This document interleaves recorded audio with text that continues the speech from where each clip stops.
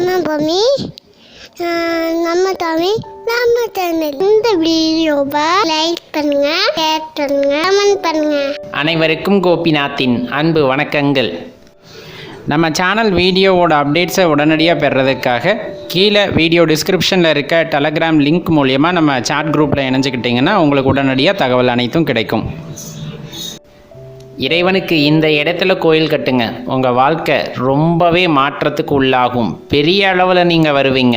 உங்கள் வாழ்க்கையோட அர்த்தம் என்னன்னு புரிஞ்சுப்பீங்க. நீங்கள் எதுக்கு பிறந்திருக்கீங்க அப்படிங்கிறத தெரிஞ்சுக்குவீங்க. இவ்வளோ பெரிய தலைப்பா அப்படின்னு கூட உங்களுக்கு மலைப்பாக இருக்கலாம். ஆனால் உண்மை, நம்ம என்ன சொல்ல போகிறோம் அப்படிங்கிறத கொஞ்சம் பாருங்கள். பெரும்பாலும் நம்ம முன்னோர்கள் ஆகட்டும், ராஜா காலமாகட்டும், வாழ்ந்த அரசர்களெல்லாம் பார்த்திங்க அப்படின்னா ஒரு கோவில் கட்டுறது அப்படிங்கிறது அவ்வளோ சாதாரணமாக பண்ண மாட்டாங்க. பல வகையில் சாஸ்திரங்களை பார்த்து, அதுக்கப்புறமா பிரசன்னம் பார்த்து, இன்னும் நிறைய விஷயங்களை ஆன்மீக பெரியவர்கள்கிட்ட கேட்டுட்டு சரியான இடத்த தேர்ந்தெடுத்து அந்த இடத்துல தான் கோயில் கட்டுவாங்க. பெரும்பாலும் கோயில் கட்டிட்டாங்க அப்படின்னா அந்த கோயில் எப்படி இருக்கணும் அப்படிங்கிறது உங்களுக்கு நல்லா தெரியும். ஒரு மனித உடலோட அமைப்பை பிரதிபலிக்கிற வகையில் தான் அந்த கோவில் இருக்கும் அப்படின்னு சொல்கிறாங்க. திரும்பவும் ஒரு தடவை சொல்கிறேன், நல்லா கேட்டுக்குங்க.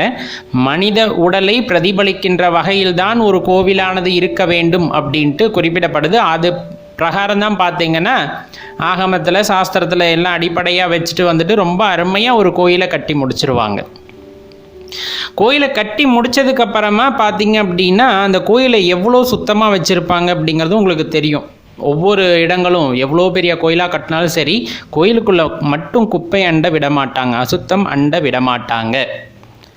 எப்போ பார்த்தாலும் தொடச்சி ரொம்ப சுத்தமாக வச்சுருப்பாங்க. அதுவும் கோயில் கருவறைக்குள்ளே பார்த்தீங்க அப்படின்னா அவ்வளோ சுத்தமாக பராமரிச்சுக்கிட்டு வருவாங்க. ஏன்னா அந்த இடத்துல இறைவன் சாக்ஷாத் குடியிருக்கின்றார். அவர் இருக்கின்ற இடமானது மிகவும் சுத்தமாக இருக்க வேண்டும் அப்படிங்கிறதுல அவங்க கண்ணும் கருத்துமா தெளிவாக இருக்காங்க. சரி, இப்போ நான் கோவில் கட்டணும், இல்லை நீங்கள் கோயில் கட்டணும்னு நினைக்கிறீங்க. எந்த இடத்துல கோயில் கட்டுனா அவர் நிரந்தரமாக நம்ம கூடயே இருப்பார், நமக்கு எல்லா நல்லதையும் கொடுப்பாரு அப்படிங்கிறத பற்றி தான் இப்போ நம்ம சொல்ல வர்றோம். நீங்கள் இதுக்காக 10 ஏக்கர் நிலம் வாங்கி அந்த 10 ஏக்கரில் நடுவில் ஒரு 10 சென்டில் கல் கோயில் கட்டணும், கல் கோயில் கட்டினா தான் எனக்கு முக்தி கிடைக்கும் அப்படிங்கிறதெல்லாம் ஒன்றும் கிடையாது. அதை விட பல ஏக்கர் நிலம் உங்ககிட்ட இருக்குது, அதோட மதிப்பு தெரியாமையே நீங்கள் இருக்கீங்க அப்படின்னு தான் நான் சொல்ல வர்றேன்.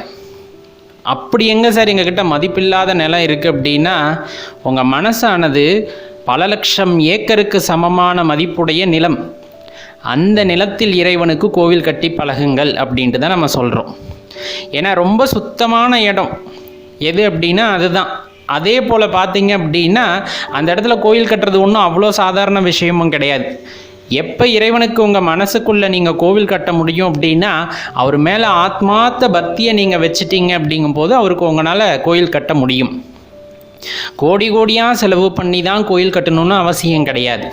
அமைதியாக 5 நிமிஷம் உட்காந்துக்கிட்டு என் மனசை சுத்தப்படுத்திட்டு அந்த இடத்துல நீ ஆவாகனமாகணும் இறைவா அப்படின்ட்டு உங்கள் இஷ்ட தெய்வத்தோட பெயரை சொல்லி கூப்பிடும்போது உங்களோட பக்தி உண்மையானதாக இருந்தால், உங்களோட பக்தி சிறத்தன்மை மிக்கதாக இருந்தால் அவர் உங்கள் மனசில் குடியேறுவார், ஆவாகனம் ஆவார்.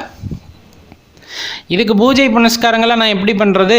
ஒன்றுமே பண்ண வேண்டாம். உங்கள் மனசை சுத்தமாக வச்சுக்குங்க. சுத்தமாக வச்சுக்கிட்டு உங்கள் இஷ்ட தெய்வத்தோட பெயரை ஒரு தடவை சொல்லுங்கள், அவரோட மூலமந்திரத்தை ஒரு தடவை சொல்லுங்கள். தினமும் மனசுக்குள்ளேயே பூஜை பண்ணுங்கள். இந்த தொகுப்பு ஆரம்பிக்கிறப்ப ஒரு இடத்த குறிப்பிட்டு சொன்னேன், மனித உடலை பிரதிபலிக்கின்ற வகையில் தான் கோயிலை கட்டுவார்கள் அப்படின்ட்டு. இப்போ சொல்லுங்கள், மனித உடல்லையே நம்ம கோயில் கட்டுறோம். அப்படிங்கும்போது எதுக்கு பவர் ஜாஸ்தி அப்படின்னு பார்த்தீங்கன்னா உங்கள் மனசுக்குள்ளே கட்டுற கோவிலுக்கு தான் எப்போவுமே பவர் ஜாஸ்தி.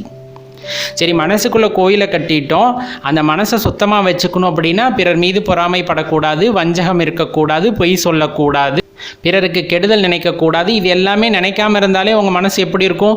ரொம்ப சுத்தமாக இருக்கும். அந்த இடத்துல வசிக்கின்ற இறைவன் எப்படி இருப்பார்? ரொம்ப சந்தோஷமாக இருப்பார்.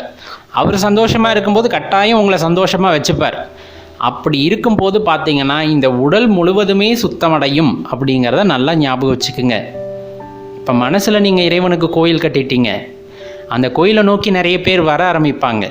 எப்போ நீங்கள் மனசில் கோவில் கட்டி அவருக்கு பூஜை பண்ண ஆரம்பிச்சிட்டிங்களோ அப்போ உங்ககிட்ட இருந்து வெளிப்படுகின்ற அந்த ஆற்றல் கதிர்வீச்சானது எல்லா மக்களையும் உங்களை நோக்கி ஈர்க்கும்.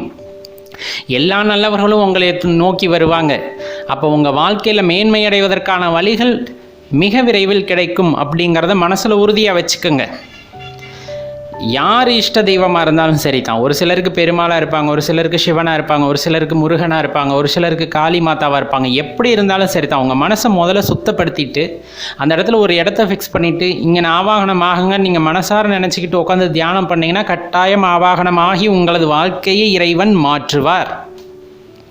இதை என்னால் உறுதியாக சொல்ல முடியும். இது உங்களில் எத்தனை பேர்த்துக்கு அனுபவம் இருக்குது இல்லை அப்படிங்கிறதெல்லாம் தெரியாது. இதுக்கு என்ன சார் பண்ணணும்? ஒன்றும் தேவையில்லை. அமைதியாக பூஜை அறையில் உட்காந்து ஒரு 10 நிமிஷம் தினமும் தியானம் பண்ணி பழகி உங்கள் மனசை உங்கள் கண்ட்ரோல்குள்ளே கொண்டுறதுக்கு ட்ரை பண்ணுங்கள். அதுக்கப்புறமா அந்த மனசில் ஒரு இடத்துல இந்த இடத்துல தான் நீ வந்துட்டு ஆவாகனம் ஆகணும், இந்த இடத்துல தான் நீ பிரதிஷ்டை ஆகணும்னு நினச்சிக்கிட்டு திருப்பி அந்த மூல மந்திரத்தை சொல்ல சொல்ல உங்கள் மனசுக்குள்ளே அவர் இறங்குவார், உங்கள் உடலில் அவர் இறங்குவார். அது நல்லா உணர முடியும். அதுக்கப்புறம் நீங்கள் முழு மனிதனாக மாறுவீர்கள். நீங்கள் ஏன் பிறந்திருக்கீங்க அப்படிங்கிறது அப்போ தான் உங்களுக்கு புரியும். அதுக்கப்புறம் சக ஜீவராசிகள் மேலே அன்பு செலுத்துவீங்க. போட்டி பொறாமை இருக்காது. அன்பு மட்டுமே உருவமாய் நீங்கள் வளருவீங்க. அப்போ தான் நீங்கள் பிறந்ததோட நோக்கம் அப்படிங்கிறது நிறைவேறும் அப்படிங்கிறத நல்லா நினச்சிக்கோங்க. நான் சொல்கிறது உண்மையாக பொய்யாங்கிறத நீங்கள் இதை பரிசோதித்து பார்த்துட்டு எனக்கு நீங்கள் சொல்லலாம். நிறைய பேர் அதை முன்னாடியே பரிசோதிச்சிருப்பீங்க. அப்படி இருந்தால் அவங்களோட அனுபவத்தை நீங்கள் பகிர்ந்துக்கலாம். ஏன்னா இறைவன் அப்படிங்கிறவர் நம்ம தேடக்கூடிய அளவுலாம் இல்லை, நம்ம பக்கத்துலேயே நம்ம கூடயே நமக்குள்ளேயே தான் இருக்கார்.